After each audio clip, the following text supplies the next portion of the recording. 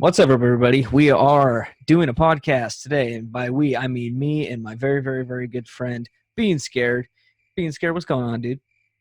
What's up, man? We're also related.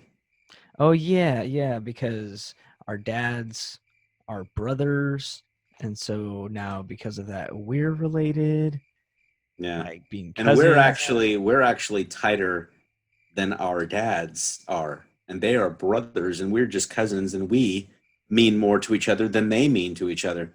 Isn't that crazy? Tight butthole, man. Tight butthole. All right, so here's the deal. Him and Being Scared and I used to do this super awesome podcast back in the day called Movie Men Podcast. And we, ever since then, have grown up and had babies and stuff. And so now we can't podcast like we want to. So getting to do this is a really fun thing for the both of us. And so I really wanted to do a movie review. As you guys know, I love doing movie reviews. And I wanted nobody better to do it with than my cousin Being Scared. And the movie that we both decided that we wanted to review is a movie that came back in 2014. It's called Creep. Creep. You know, Creep. Just Creep. Starring Patrick Bryce and Mark Duplass. Yeah. That's And it. yeah, and how I stumbled upon this movie back in the day, 6 years ago, was I was staying at my pastor's house. He was gone, and we were house sitting for him. And I was watching Netflix, and my wife was sleeping in the other room. And I was doing one of those, just like scroll through the horror movies and see like what they have to offer, you know. And All I right. saw that picture of the stairwell and like the yellow light in the background, and then the silhouette of a man at the top of the staircase. You remember that Yeah. picture of Creep? Yeah. And I I saw it was like, today. yeah. And I was like, what is this? You know, like this sounds pretty cool. And so I clicked on it, had no idea what it was going to be. And I can tell you, dude, that I love this movie. It's definitely, it's not top five, probably not even top 10, if I'm going to be honest, but it just has this like special place in my heart, dude. I really like this movie and the sequel that came after it. What do you think about this movie without giving anything away in the movie yet? Well, I definitely do not like it as much as you do. I would definitely not say that I love it. And if you want a score out of 1 to 10, we can get into that whenever you're ready to. I definitely like the sequel more. Um, and, just to make sure this movie was fresh in my mind when we did this podcast, I watched the movie just a couple hours ago. So I it's watched it yesterday. completely fresh in my mind. And there's things I like about it and there's things I don't like about it. So, you know, Oh, yeah, we're going to dive into all that stuff because this is one movie that I wanted to dissect, man. I wrote down all my favorite scenes like in a row, not my favorite parts of the movie, just like all the scenes in a row. And I just want to like breeze through them and talk about them as we go. Um, but first and foremost, Rotten Tomatoes gave this an 89%, which is pretty darn fresh in my opinion. mm-hmm. IMDb gave it a 6.3 out of 10. So that, Yeah, I mean, if you're going by like school numbers, that's technically like a D minus. So I yeah, don't know. I don't know. Maybe 6.3 to IMDb is a good score, but to me, it's a little low sounding. I think it should be definitely. higher personally. Okay, so let's get into our ratings, dude, before we go off on anything. So I'm gonna go with mine out of 10 first, and you can tell me if you completely disagree or if you can understand why I would think this. I'm gonna give this one an 8 out of 10. So for me, it's like a B. Like that's the grade score that it would get. And I'm gonna give it a B because I just think this movie is just, I don't know, man. It's just got this, like I said, it has a special spot in my heart, dude. Like every time I talk about Creep, I don't feel one negative thing about it.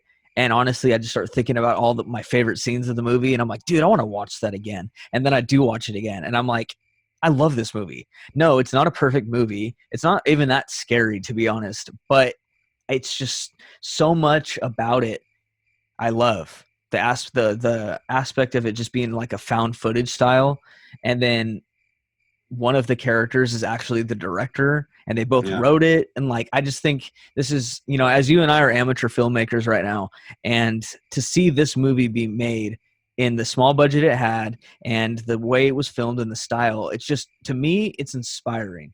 It makes me want to Oh, do a movie just like him. hmm. Oh, I will definitely agree with that. While I was watching it today, I even texted you and I said, we could do this. All it takes, and I don't want to get too much off track, but you just reminded me of Paranormal Activity. All it takes is a good idea, a really good idea, to do something really crazy. You don't need millions of dollars to make a great movie. However, I don't think this movie is great. How I think that it was innovative and good enough to be a cult classic and a Netflix film. I mean, it's not a Netflix original, but Right. to be worthy to be on Netflix. I think it is a good movie. And I will give my score real quick. My score is probably a 6, and that's not going by like school grades type of stuff. I don't think it's a D by any means. I think it's a C, a solid C. And I can explain why. I dig the idea, I really do. And you're gonna hate me for this because I know that you love Mark Duplass, but I think that his performance is not believable at times. Now, I'm not necessarily saying I don't think he's a good actor. I just he I understand it's hard to put it into words exactly, but I understand what they were going for. They're really trying to make you feel uncomfortable and like he's a creep. And I think that they did that so much to where he doesn't ever really feel it's never scary, first of all.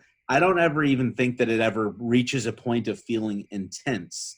I just feel that I think the movie would be better off titled Weirdo because even though because I think that he's more just weird than he is creepy with I don't want to give anything away, but I don't think he's that creepy. If I were to actually meet him in real life, I would be like, this dude is a weirdo, but I wouldn't think that he's like creepy. You know what I mean?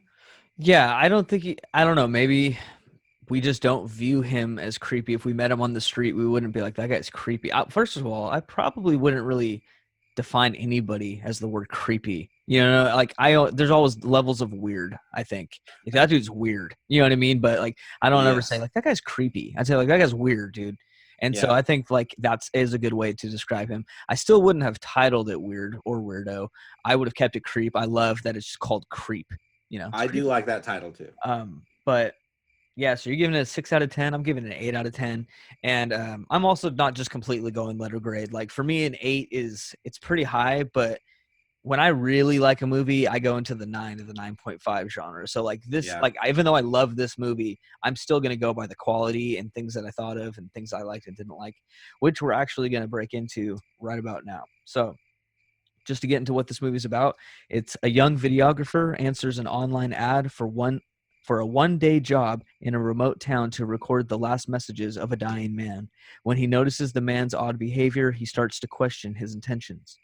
So that's what the plot of this movie is all about. I think it's pretty basic story, but I like it. I think it does the job that it needs to do. This is actually a Blumhouse movie. Did you know that?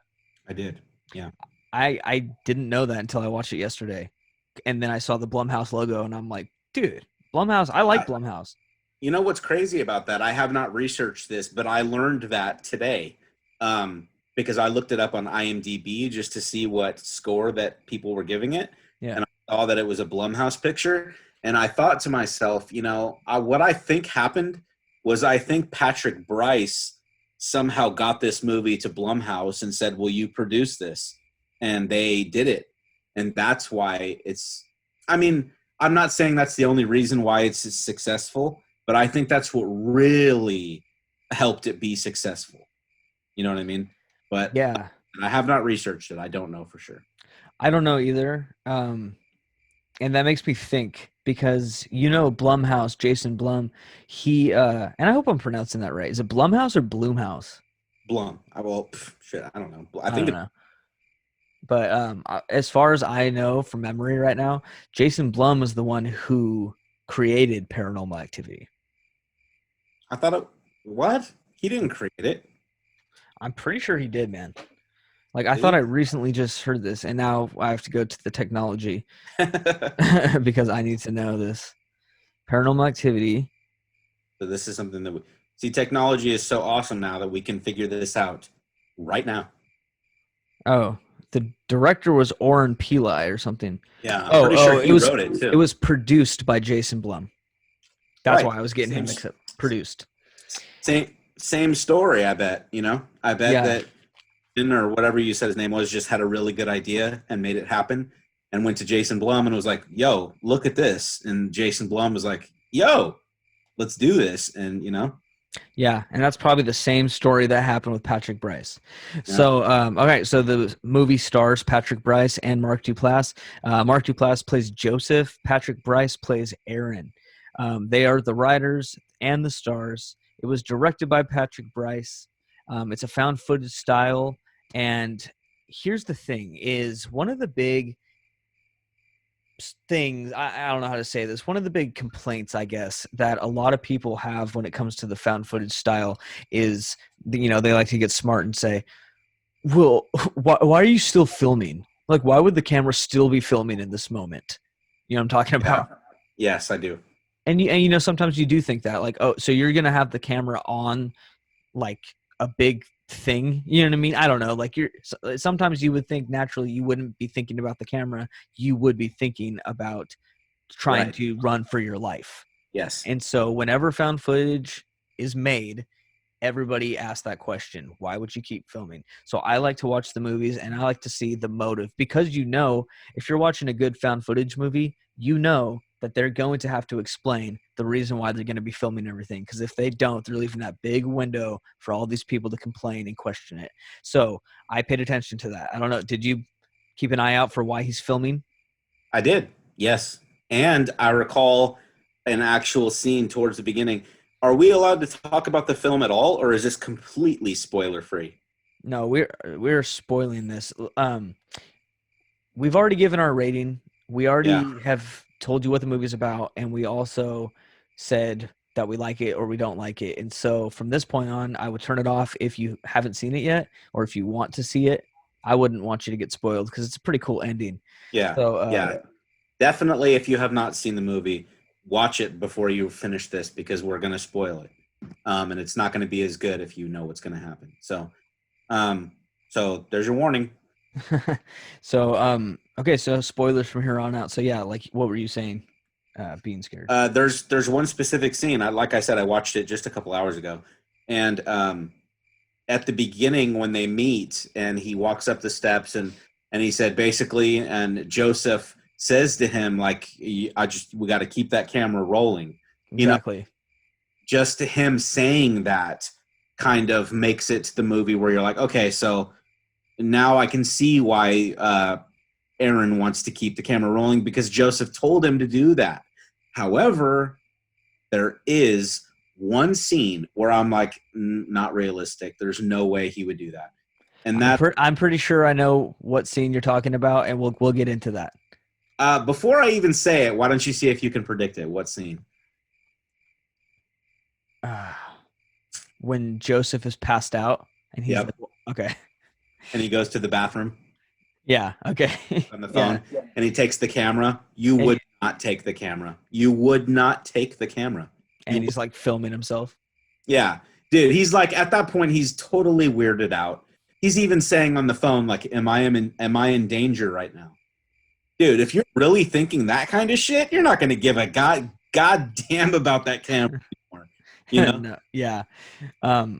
So yeah, that was one of the things, and there was also one more other thing that showed why Aaron should be continuously filming. One was the thing that you said where Mark Duplass, so Joseph actually says, let's keep this camera rolling, okay? And we're going to get a lot deeper than this. So like, he's letting Aaron know that you are going to see some weird stuff, maybe something you might be uncomfortable with, but just keep going no matter what. That's one.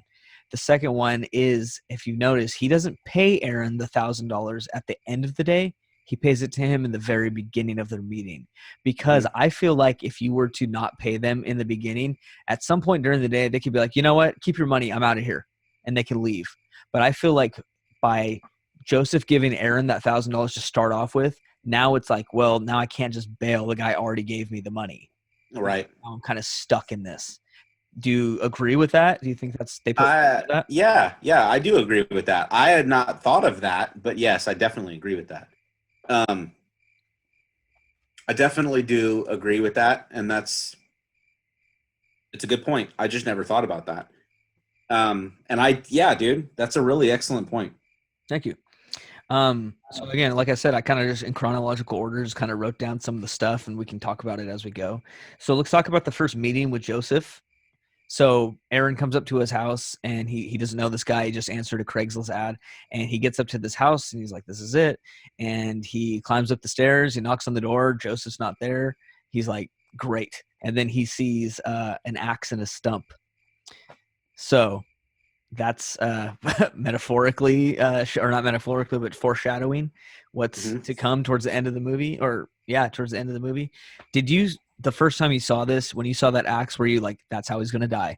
Or did you think anything of it the first time? I didn't think anything of it. However, I will say that, 10, 15, 20 minutes into the movie, when they're on the trail and they're walking, and Mark Duplass even says to him, tell me honestly, when you saw that axe, did any part of you think that I might kill you with it? I really liked that dialogue because that I felt was realistic. Like if this person was a real person and he's as weird as he really seems to be in the movie, I feel like that's something that he would say, Yeah. Not just him, but like I think a lot of people would. Well, I don't know, man. You and I are pretty similar, and that feels like something we would say to like a new person that we met. To kind of like break the tension and just like, hey, do you think I was going to kill you? And I love his reaction after that when Aaron was like, yeah, and he's like, what? You did? Yeah. Like, oh man.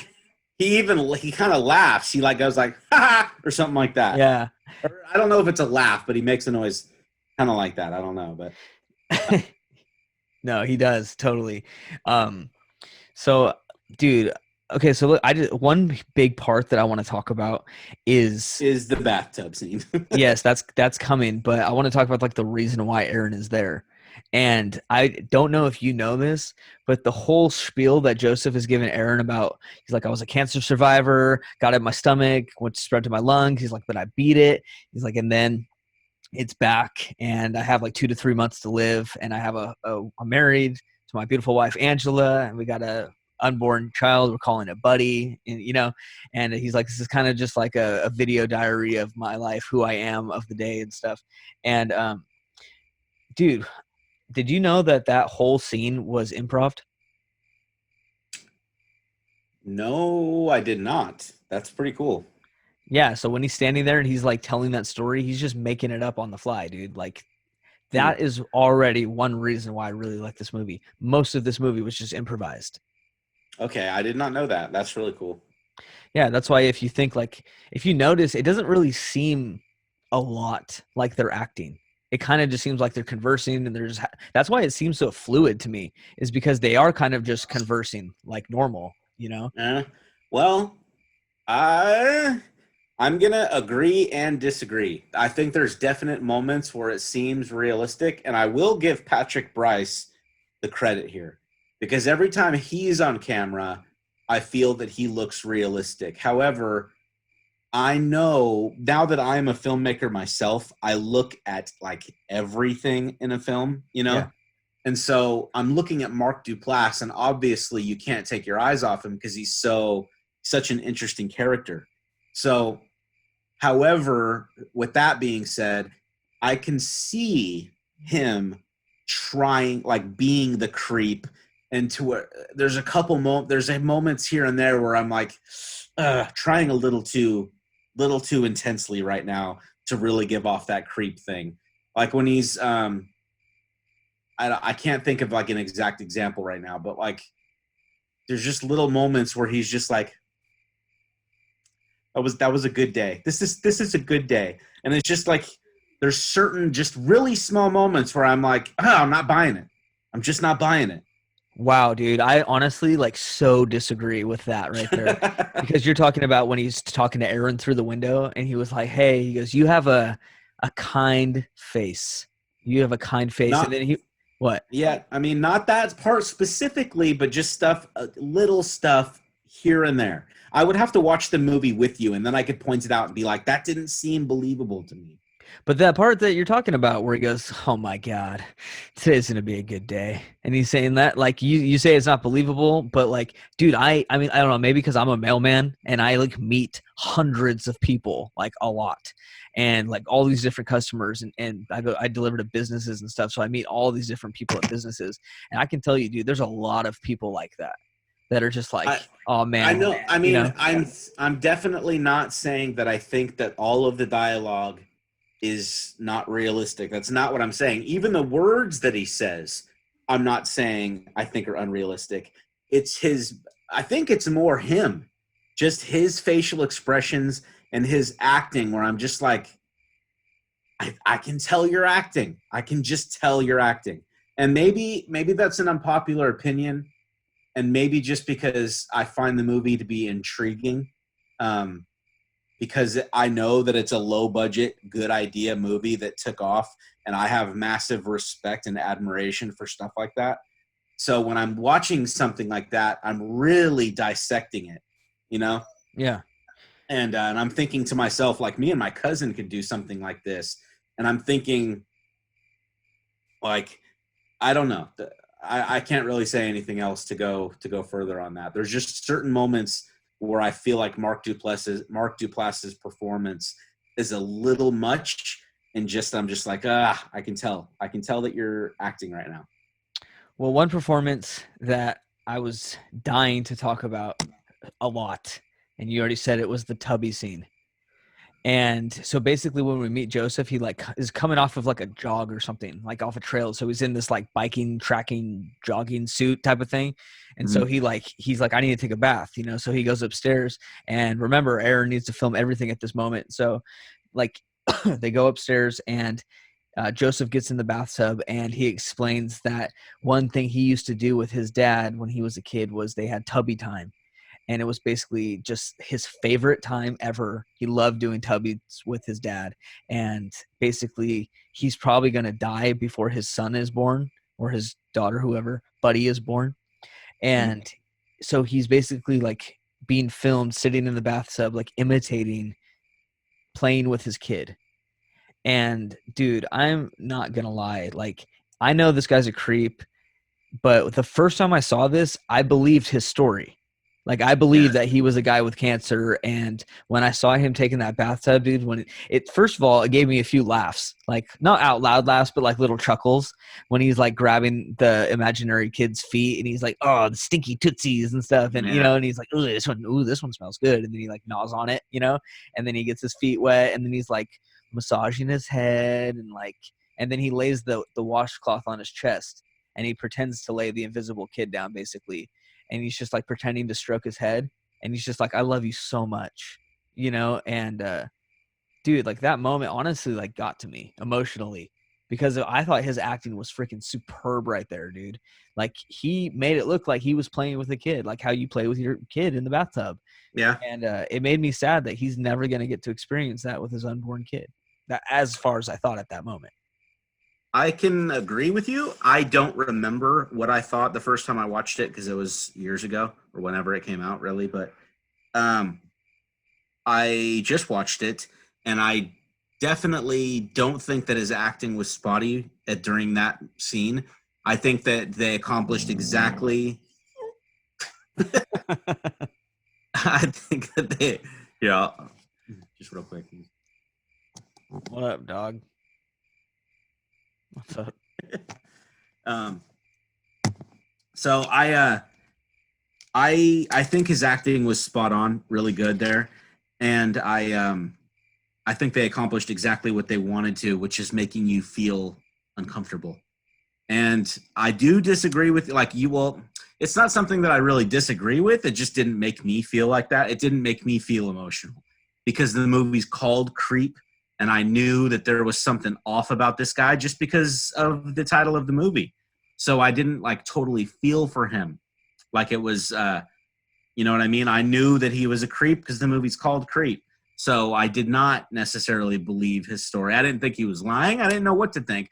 All I knew is that it made me feel uncomfortable, which they tried to do, which they did a good job. And it was just made me feel uncomfortable. It was kind of creepy, you know? Ha. Yeah, you know, it is creepy, and especially now that I've seen this movie a handful of times and rewatching it again and knowing who this guy is and how truly creepy he is, I totally am like, oh, this guy's such a weirdo. You know what I mean? He's like making this up. This guy's got problems. But that first time, it definitely got me. But then he like that's when you get your second jump scare is when he goes underneath the water and he's like pretending to kill himself because he's Yeah. like, I just kind of keep thinking 2 to 3 months. He's like, why wait? I could just end it right now. And dude, and it looks like he's about to kill himself, like in the water and drown himself. And even Aaron is like, Joseph, Joseph, you know, and then he like pops out. He's like, dude, I'm sorry. I just got this weird sense of humor. That's how I Yeah. joke, man. I'm sorry about that. But anyways, and then they go and they try to go to this like healing rock in the woods and they find it and it's pretty cool. And then after they go to this thing, they go to a restaurant and they're talking about how Joseph used to go there with his family all the time. And then he also admits that he goes, Aaron, I got to show you something. And he shows him his phone. And that's when he's like, I took pictures of you in your car when you pulled up to my house from a Yeah. distance, and I'm embarrassed and I'm ashamed of it. And dude, I want to know if you were in Aaron's position at that point, would you be like, okay, well, I kind of understand that you weren't sure of me and you were kind of like nervous, and so you were hiding off and you took pictures of me. Would you kind of understand and then just be like, it's fine, well, I'll keep filming? Or would you be like, nah, dude, I'm out of here? Like you took pictures of me from a distance. I don't think that it was like a gate, like a deal breaker. I don't think that it was creepy enough for him to be like, "I'm out of here." You know what I mean? Yeah. I honestly think that his reaction in the movie was perfect. I think it was realistic, and he was like, "I honestly think that they could have thought of something creepier because him just taking some pictures of him walking up to the house, that doesn't, he like the way that he says it, like I'm ashamed of it, you know, it's like it's not that big of a deal. You just took some pictures of him. It's not like you took pictures of him while he was getting undressed in his house, you know what I mean? Like he Yeah. was walking up to your house and you took it's not that crazy to me. And then I think Patrick Bryce responded perfectly, and he was like, you know, it's a little weird, but it's yeah, it's fine, you know, move past it. I think that's exactly what I would probably say as well. Yeah. I think, like I said, I think at this point, nothing has really happened yet to make me be like, okay, I'm peacing out. I'm out of here. You kind of threw me some bad vibes now by saying that. You know, like at this point, he maybe is starting to push the fence a little bit, but he's not over the fence yet on trying to leave. Especially after the moment they had in that healing like river waters that they found in the woods. Like if you Yeah. remember when they actually both get inside of that water and they're like standing there about knee Mhm. deep. And then they're even like, yeah. And they give each other like a hug, remember? Yeah. And that's when they go get pancakes. So I think at that point, like, I think if I was like that with somebody, I probably would have the same reaction. Like, yeah, it's a little weird, but just don't take pictures of me again, and it's Yeah. fine. We can forget this and move on. Right. And then after they have their lunch and everything, then they go back to Aaron or go back to Joseph's to go basically drop him off and call it a night. And Joseph asks Aaron, he's like, you gonna come up? And Aaron's like, actually, man, I got everything on me. I got my keys. Like, I'm done for the day. Like, I'm good. I think I'm gonna head out. And Joseph's like, dude, let's commemorate like this day that we had together, and like come up and have a few drinks with me, and then you can leave later or something. And Aaron's like, all right, and he goes up. So if you were Aaron, I guess this is going to be a question I have a lot. So if you're in Aaron's shoes, do you go out for another drink, or are you like, dude, I'm out? I would have been, yeah. He already acted at that point weird enough to where I would just like I would have been like, dude, I'm sorry. Like I would have just put my foot down. I would have been like, oh dude, I'm leaving. You know, I'm gonna go. Yeah, I think I would have gone too. But here's the thing: is like there's a lot of people who would be like, I wouldn't go up there, I would leave. But for me, dude, I'm such a people pleaser type of guy sometimes that if like pretty much if anybody kind of like pushes me hard enough, for the most part, I'll crumble. Like, I mean, unless somebody's like, dude, do heroin. Like, I'm never gonna do heroin, you know. But if somebody is like, dude, come up for a drink, dude, one drink, you can have one drink, you know, and then leave in an hour. Okay, fine. I probably would give in. I'm kind of a pushover in that sense. But like, I understand what you're saying, and I would too, if I knew the person and didn't feel at all. I mean, dude, there was so many things that he did during the day that I would just be like, I don't want to be around this person. I don't want to see this person ever again. He's too weird, you know? And I would at night going into his house having a drink. No, dude, just no fucking way. You know what I mean? Yeah, that's Told true. him, like, I would have just been like, dude, no, I'm sorry. You know, if Yeah. it's like an old friend of mine or something like that, somebody that I didn't feel truly uncomfortable around, and they were like, come on, just one drink, I'd be like, all right, you know, I'll have a drink. But it's like a stranger that you just met, they're acting hella weird, and no way in hell I would do that. See, I can't fully say that I wouldn't. Like, I know inside that I wouldn't want to. I just don't know if it really came to push to shove if I would actually leave or if I'd be like, okay, dude, I'll do one. Because I am like that, dude. I am a pushover. And so I could find Aaron just being like, okay, I'll have one drink. Um, so basically, when they're done with the restaurant, they go back to Aaron's. He goes up for a drink. I love this scene right here. But they're both sitting at this table in Joseph's kitchen, and they're just, you know, having a few drinks, kind of chit chatting. And Joseph looks at Aaron. He goes, like, Aaron, I want to ask you something, pretty much. And he's like, uh, basically, like, do you need some money? You know, and Aaron's like, no, I'm okay. And he goes, well, you know, why'd you take this job? Like, you need some money and stuff like that. He goes, you know, times are tough. And he goes, I want to offer you some money. And Aaron's like, no, you don't, no, it's fine. And he's like, no, I want to offer you money. And he goes, I have, well, he goes, what's wrong with money? Why does money make people so uncomfortable? I have a lot of money. You need money. I have an excess of it. Let me give you some. You know what I mean? And I love that scene. Like, what do you think about that scene? Yeah. um, I I did think it was a good scene, and I thought that the dialogue was believable. Um, I thought it was a powerful, good scene for the movie to really, if your interest was kind of dwindling at that point, I think it definitely would have caught your interest back up. Um, and you know, I'm trying to think of what I would do if I were Aaron. I'm sure you were going to ask me that. If somebody offered to give me money, just a random stranger like that. And I would like to say that, you know, I would be like, no, I don't want it. You know, it's fine. I'd probably be like, really? Like, you want to give me some money? You know, like, we could maybe work that out, but I don't know. I think if somebody offered me money, I would instantly in my mind be like, okay. But if out loud, I would probably say something more like, no, it's fine, dude. Like, it's, you know, you don't have to and stuff. And then he'd be like, dude, I have a lot of money. I'll give you some. I'd be like, all right. You know, like, if you, dude, if Yeah. you want to, if you're comfortable with that, you should, yeah, I'd love that. You know, and I'd probably say something like that. And unfortunately, he doesn't give Aaron money. It was more of like a kind of a test to see if he would take money or not. But then they get a little bit personal. And this scene is one of my favorites in the entire movie. And this is the story of Peach Fuzz and how Peach Fuzz came to be. And Peach Fuzz, for you guys who haven't seen this, is a mask that Aaron finds in Joseph's closet earlier in the movie. He finds this big werewolf mask, and Mark Duplass puts it on, and he improvised that whole dance too, by the way, where he's like, "My name is Peach Fuzz," and I'm like, "Yeah," you know, like, and he's doing all that dance and stuff. Like, that's all improv. Could you tell?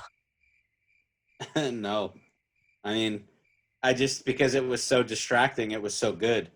I didn't think about that while I was watching it. Yeah, if you watch it again, you'd probably be like, "Oh, I can totally tell that somebody's just like making this up as they go." But it was pretty cool, and I love that. So Joseph tells Aaron about this conversation. He tells this conversation to him about basically the origins of Peach Fuzz and just a very brutal story about like his wife and him weren't making love anymore, and then he want to call him Jeffrey. I don't know why I said that. Joseph leaves the house and then comes back in this wolf mask, and he basically like has sex with his wife, and his wife doesn't know that it's him, and she had like great ravenous beast sex pretty much. And then the next day, like he comes home and he asked how her night was, and she said it was fine. And ever since then, like basically like her sexual needs have been met. So he's like, I raped my own wife, Aaron, and Yeah. dude, that scene, just like that story was like intense, dude. Like that was the one moment I would say is intense of the movie, because it's so intense that he's like, I need you to turn the camera off, and so the whole time it's just like a black screen, and all you can do is just hear what he's saying. And I loved it. What did you think about that story and all of that? I disagree with you. I don't think that it had an intense feeling to it. I thought it was good. I thought it was good writing, good story, kept my interest. I did not think it was intense. There's only one part of the movie that I really two parts of the movie that I really felt were like, whoa, like intense. But that part in particular, not really. I'm not saying intense as in like jump scare moments and it's like insane horror or anything by that means at all. What I mean by intense is like if you were in Aaron's shoes and you were sitting there having a whiskey with this guy, and he tells you a story about how he like raped his wife in a werewolf mask and stuff. Like, you don't know this guy. You met this guy within the last 12 hours, and you've been creeped out by him all day. Now you're having drinks with him, and then he tells you a story about how he raped his wife in a mask. What would you do? I mean, he's already been acting hella weird. It wouldn't be that shocking to me. I would just be like, I need to get the hell out of here right now. I don't want to be around this guy. You know what I mean? Yeah, I do think it was a creepy story. And it would solidify my feeling like, okay, I'm going to get the fuck out of here. And that's what happened. Because it's intense. Yeah. Yeah. In that way, yes. Yeah. Like if you were there hearing that story, not as the audience, but as Aaron, you'd be like, exactly, like, I need to peace out of here, dude. This is not cool. You're not going to tell me that you just raped your wife, and then I'm going to be like, that's cool, man. Pour me another shot, please. And so he tries to leave, and then he can't find his keys, and Joseph's like, dude, just stay here. You can find him in the morning, this and that, blah, blah, blah, blah. And then Aaron is like, good idea. And so Joseph's sitting at the table, not paying attention, and Aaron slips some sort of, I don't know, allergy medicine or Tylenol or something into his whiskey, and then gives it to Joseph, and Joseph takes it, and he basically like ends up being like, man, does that taste funny? Does that taste weird to you? And then he passes out, and then Aaron starts searching for his keys and his phone and stuff, and then Aaron basically, like I said, he basically drugs up Joseph's alcohol. Joseph falls asleep. Aaron looks for his keys, and then he gets a call. Joseph's sister calls. And Joseph said earlier that it was his wife, Angela. Come to find out that it's his sister. So I know that you and I already kind of talked about how that moment pretty much like was unbelievable that he would still be filming himself, but I do sometimes think in those moments, like there's been so much crazy stuff that you already have on tape and you're kind of already freaked out and scared. Are you filming at this point just to document and have proof for when you go to the cops inevitably? I think that's definitely what they're trying to show you. But I think that if he was trying to be silent and reach into this guy's pocket to find his keys, and he pulls out his cell phone, and then it starts ringing, and he's like, oh shit. And he like tries to leave that room so that he doesn't wake up. There's no way that you would be like, oh, I need to grab the camera first. That just would not happen. Did he not have the camera in his hand already? Happen. What? Did he not have his camera in his hand already? I'm pretty sure it was like sitting on a table or something. I think you're right. Like it was on a table and you could see. And then he like picked it up. He would not pick it up. I'm sorry. No effing way. He would have rushed out of that room as silent and as quickly as possible without giving a damn about that camera. Dude, I'm going to have to agree. I do agree with you on that. If that was me, I wouldn't be like, oh, I got to get the camera. And I got to make sure it's pointing on myself. You know what I'm Yeah, saying? Like, no way. I think the only way I would grab the camera is if the off chance that Joseph wakes up because he heard the ringtone. I don't want my camera like pointed at him recording. That's a good point. And if I were talking to the writer and he were to tell me, like, no, that's why he did it, then I'd be like, okay, well, that's believable, but it's still a stretch because in that moment, you're not thinking rationally. You're like, like the phone's ringing. I need to get out of this room. I don't think anybody, maybe not anybody, but most people would just not be like, I need to grab the camera. They just wouldn't be able to think that quickly. You know what I mean? Oh, totally, dude. And I know I wouldn't. I would have definitely just left the room. this No. is what if I was talking to Patrick Bryce and I was like, okay, dude, I don't think you should be leaving this in the movie. He'd be like, no, I want to just because. And he gives the scenario that I said. Like, if Joseph wakes up, I don't want a camera on him. I would have, this is my filmmaking, I guess, suggestion that I would have given him. I would have said, okay, have him grab the camera, run into the same bathroom that he was going into. But instead of having him film himself when he's on the phone, just have it like pointed down at the ground. And all you can see is like the bathroom tile on the floor or something, and you can just hear the conversation of him and Angela. It doesn't need to show his face being on the phone call with Angela. Yeah. Well, you know what I would have done if I was directing this movie?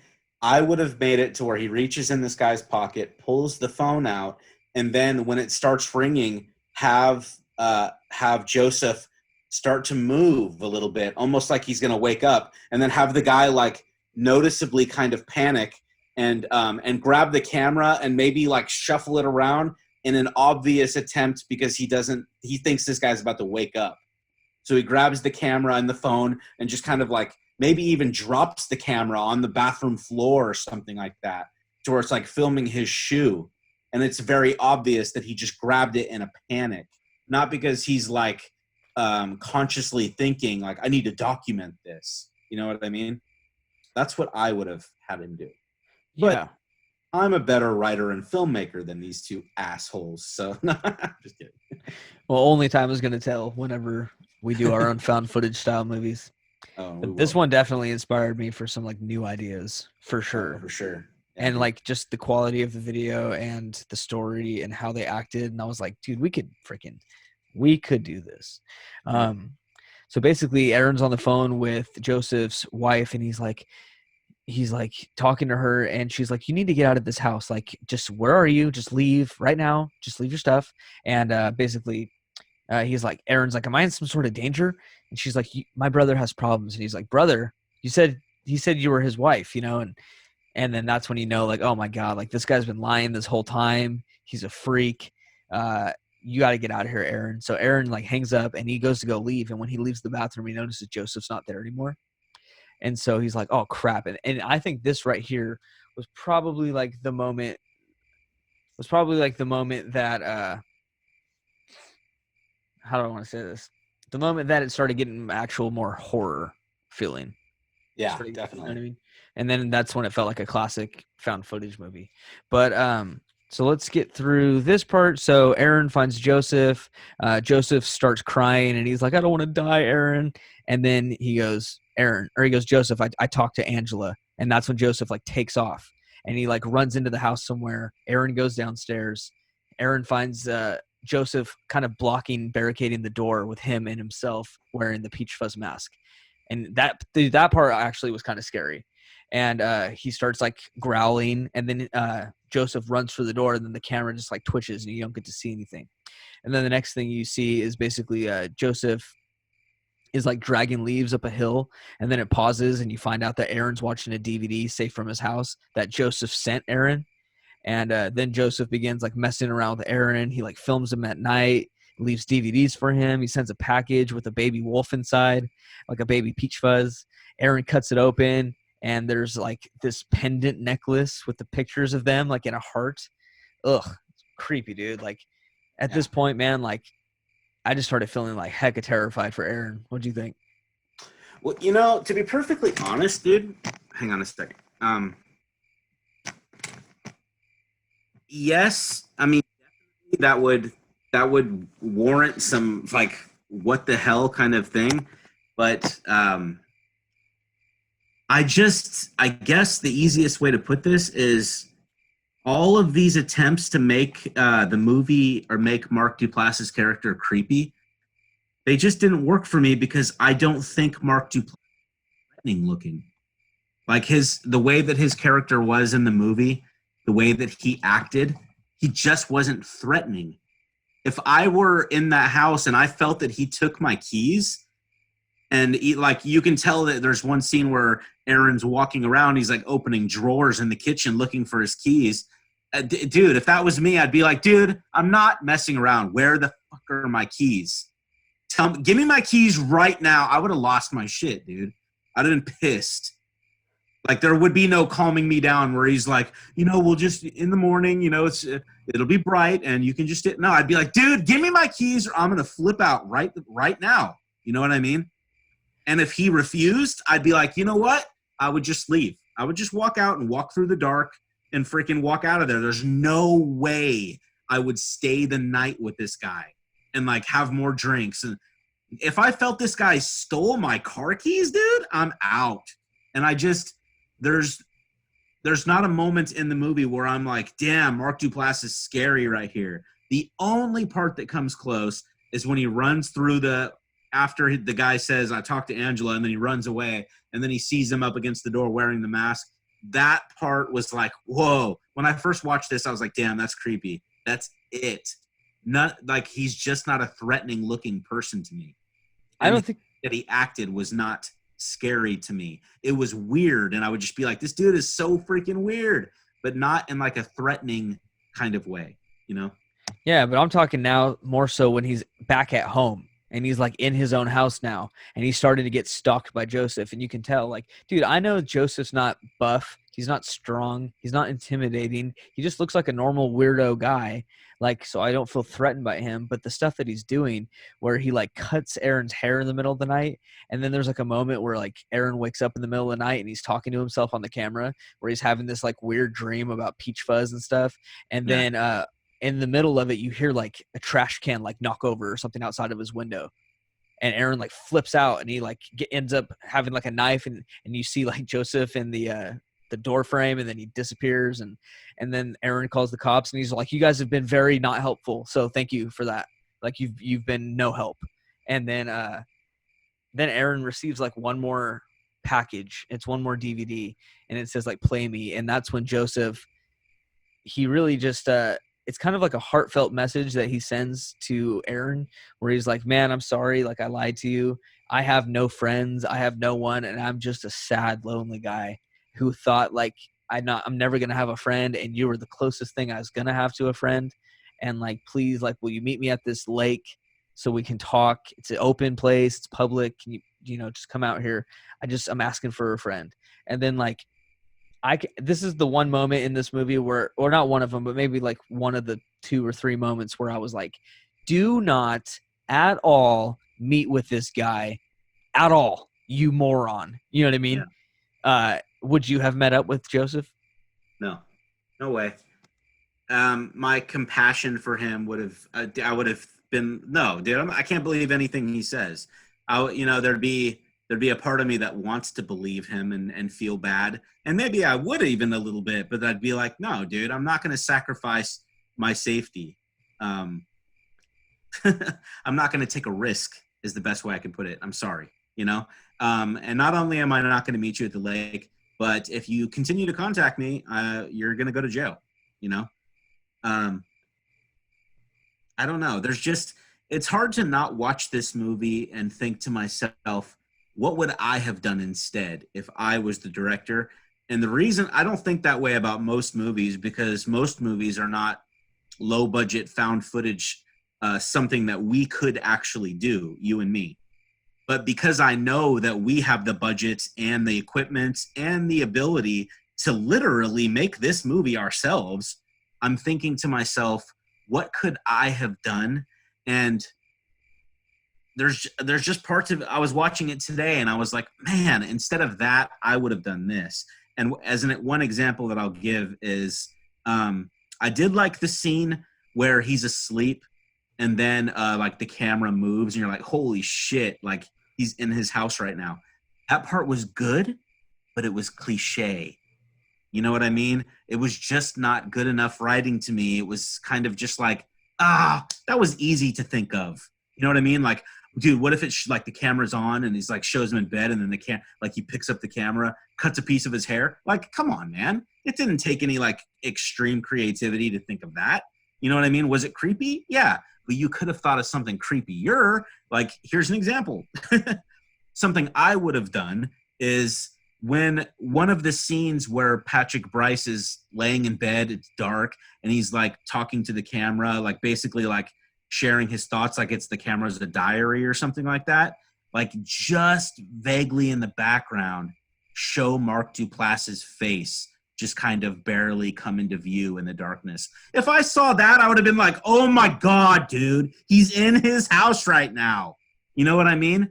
And that people might think of that and be like, dude, that's not believable. But it's just as believable as him being in his house and picking up the camera because it's the same thing. But seeing him sitting in the background barely and not even everybody would see it. I mean, you know that this is like my bread and butter kind of stuff. I did this in Woodsboro where you could barely see the guy standing behind you with the mask. That's the kind of stuff to me to where it's like, whoa, man. You know what I mean? But and I know that I'm just kind of going off right now. I'm sorry, but I understand that this movie's not meant to be like an actual legit horror movie. I know it's supposed to just be more of like a creepy movie. So I don't know. I think they nailed it though when it came to creepy, because that's all this movie was a creepy movie. Like if someone were to ask me like, "Oh, have you seen that movie Creep?" and I'm like, "Yeah, I love that movie." They're like, "Oh, is it a good scary movie?" I'd be like, "It's not scary." Like that's what I would say. It's not scary at all. It's just I just really love I love that it was just a two-person movie, literally. I love that it was low budget. I love that it was found footage. I love that most of the acting is believable. Most of the scenarios are believable. And I don't know, man. Like I know that's why I said, dude, I'm not gonna lie to you and be like, dude, this movie's a 10 out of 10, man. And you know what? This is like top 5 favorite scary movies. Like I'm not ever going to say that as much as I love this movie. I'm definitely gonna say this is like top 15 for me. And I'm not talking straight scary, just personal favorites. I could Yeah, rewatch this movie over and over again, and which I have. I've probably seen this movie a dozen times and I love it, and I love the sequel. And I just found out some news today that Scream 3, Creep 3 is still in production. It's going to be happening. yeah, They're rewriting it. They've already written it twice because they want it to be perfect, which I yeah, respect. And but when it came down to that last final DVD of Joseph pouring his heart out to Aaron, and Aaron has that switch where he's like, "Look at him, he's so sad. Maybe I should meet up with him." Like, honestly, that part sucked because I yeah, was like, dude, you're not just going to have this guy stalking you. And all of a sudden you're like, look at this poor guy. Like, no, no, yeah, no. You're going to be like, this guy's an effing freak. Maybe I'll meet up with him, but this guy's a psycho. You know what I mean? Or something like that. And then I probably would have gotten contact with him somehow and then like arranged it to be at a mall, like a shopping mall or something. I still wouldn't be at a lake.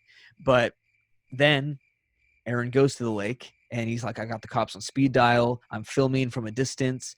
Aaron, he goes and he sits on this bench and he looks around and doesn't see anything.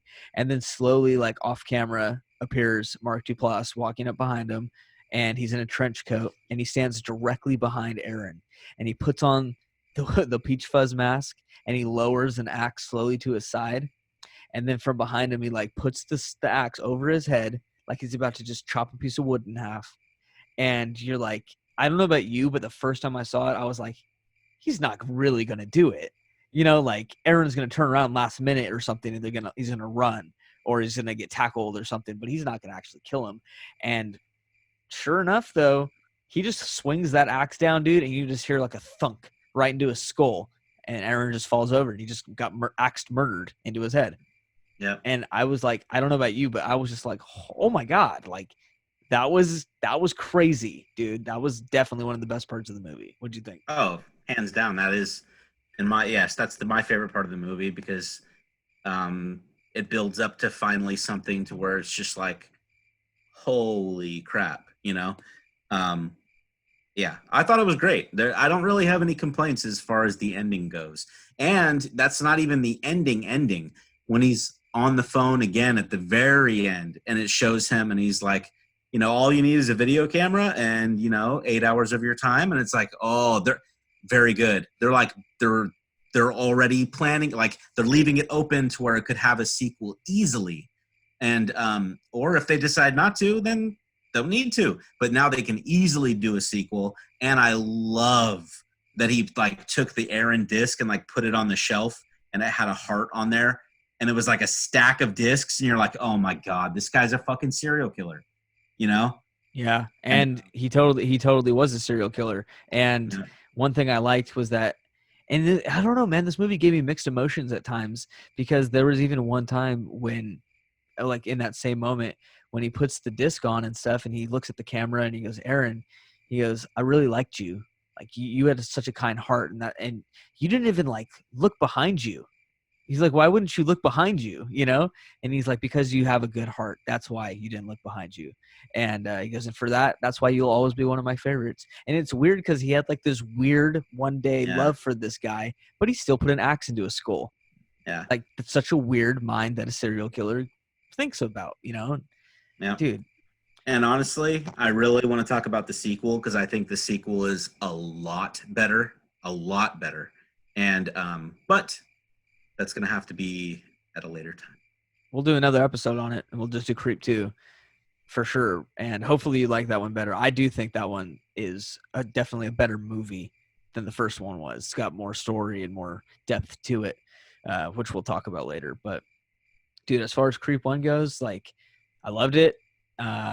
Give that movie a good 8 out of 10. It's something that I'm gonna continuously watch. And it's actually like one thing that bugs me about that movie is that you cannot buy it on Blu-ray. Hmm. It's Really? not available. Yeah, it's not available. So I'm sure if I bought it digitally, I could buy it, but it's definitely not Blu-ray Oh. purchasable. You should hit up Mark Duplass on Twitter or something and be like, "Yo, I'd really love to support you and your film, and can you please send me a Blu-ray or something like that? I'll give you $20 or something like that." I don't know. Well, fun fact about Mark Duplass is that I tweeted at him one time and he liked it. Really? That's Hmm. yeah. Yeah, it was sick, Isn't dude. that the coolest feeling? Yeah, when they do that. Yeah, and I know they're just people, but he's like such a cool guy. I follow him on Instagram and Twitter and stuff, and he's like a really cool guy, and he does cool musician stuff too. But anyways, I love this movie. It was good. Thank you for reviewing it with me. Being scared, Yeah. appreciate it. Thank you for having me, dude. Yeah, and if you guys haven't subscribed, please subscribe and go down in the comments. Let me know what you thought about this movie. And let's see. I don't know how to stop this, but I think you just go to Leave right meeting, here. bottom right corner. Yep, that's probably it. All right, man. I'll talk to you later. Thanks everybody for listening. Later.